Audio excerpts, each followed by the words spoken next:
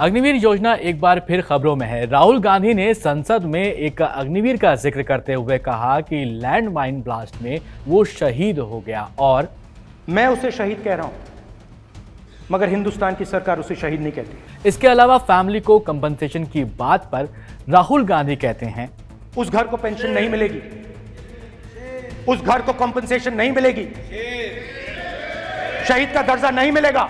अब इसके जवाब में देश के रक्षा मंत्री राजनाथ सिंह राहुल गांधी के भाषण के बीच में ही खड़े हो जाते हैं और बोलते हैं, गलत बयानी करके सदन को गुमराह करने की कोशिश। गलत नहीं है सर, गलत नहीं है सर। देना चाहता हूं कि युद्ध के दौरान अथवा सीमाओं की सुरक्षा के दौरान यदि हमारा कोई अग्निवीर का जवान शहीद होता है तो उसके 1 करोड़ रुपए की धनराशि सहायता के रूप में उसके परिवार को मुहैया कराई जाती है। अब रक्षा मंत्री के बयान के बाद आर्मी की तरफ से भी बयान जारी कर दिया गया है। तो राहुल गांधी ने भी एक बयान जारी किया था इससे पहले, और जिस अग्निवीर ने देश के लिए अपनी जान दी उसके पिता ने भी क्लैरिफिकेशन उस वीडियो में दिया है।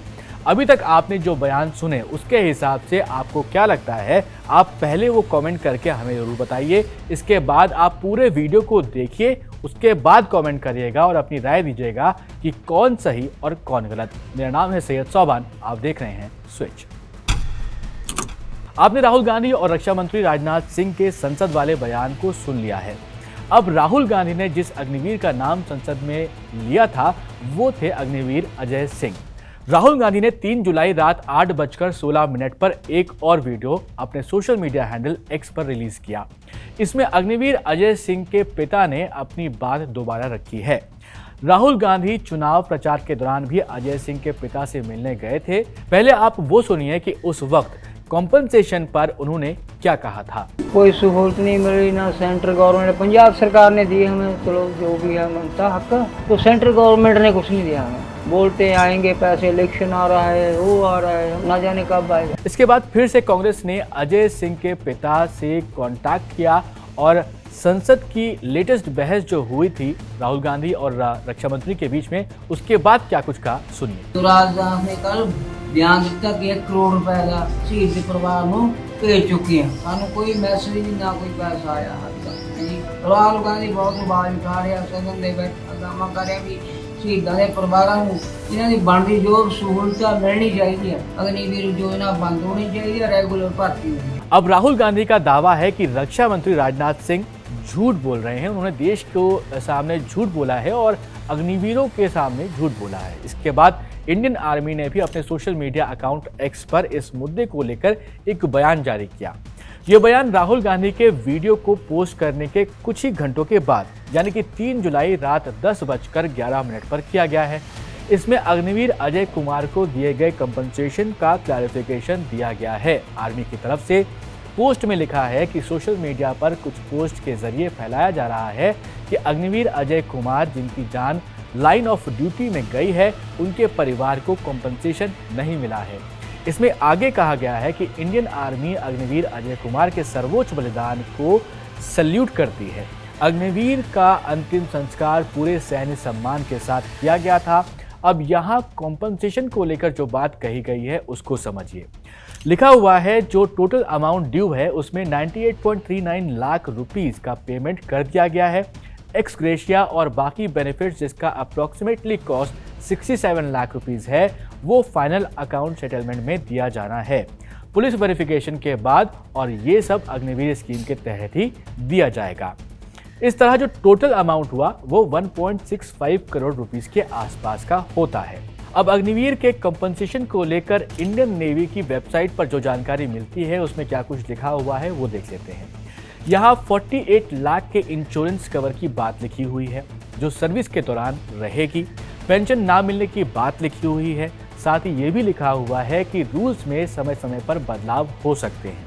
अगर किसी अग्निवीर की ड्यूटी पर डेथ होती है तो उसके लिए भी उसे कैटेगरीज में डिवाइड किया गया है। कैटेगरीज एक्स, कैटेगरी वाई और कैटेगरी जेड, ये 3 कैटेगरीज हैं। इसके बाद अगर कोई अग्निवीर ड्यूटी पर रहते हुए डिसेबल हो जाता है तो उसके लिए भी आपको जो स्क्रीन पर अभी दिख रहा है टेबल, उसके हिसाब से कॉम्पनसेशन मिल जाता है।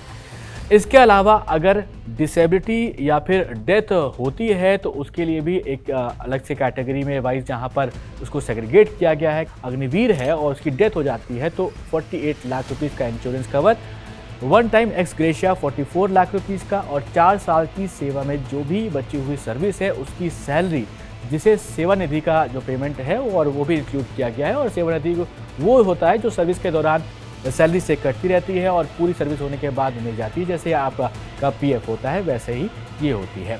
अगर अग्निवीर एक्स कैटेगरी का है, मतलब इसमें डेथ तो होती है लेकिन अग्निवीर ड्यूटी पर नहीं तैनात है उस वक्त, तो उसे 48 लाख का इंश्योरेंस मिलेगा और जिस दिन डेथ हुई है उस दिन तक की सेवानिधि मिलने का प्रावधान है। इसी तरह से डिसेबिलिटी होने पर भी कुछ राशि मिलने का प्रावधान है, जिसे आप इस टेबल के जरिए समझ सकते हैं। ये इंडियन नेवी पर अग्निवीर को लेकर दी गई जानकारी के हिसाब से इंफॉर्मेशन है।